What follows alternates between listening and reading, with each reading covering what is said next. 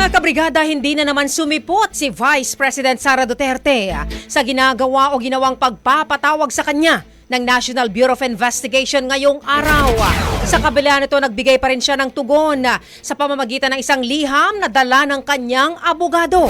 Sa kanyang sulat, mga kabrigada, idiniin niyang wala siyang iniwang pagbabanta sa buhay ni na Pangulong Bongbong Marcos, First Lady Liza Araneta Marcos at House Speaker Martin Romualdez.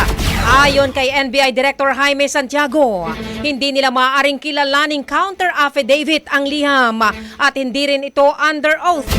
Sa ngayon, tuloy pa rin umano ang kanilang investigasyon sa kung anong ebidensya ang kanilang hawak. Una rito, humarap na isa-isa ang mga media at vloggers na kasama sa press con ni VP Sara, kung saan niya binitawan ang alleged threats laban sa first couple. Hindi pa naman tiyak ni Attorney Paul Lim kung sakali bang ipatawag ulit si VP Sara ng NBI ay haharap na ito. Bagong-bago, Brigada Balita Nationwide.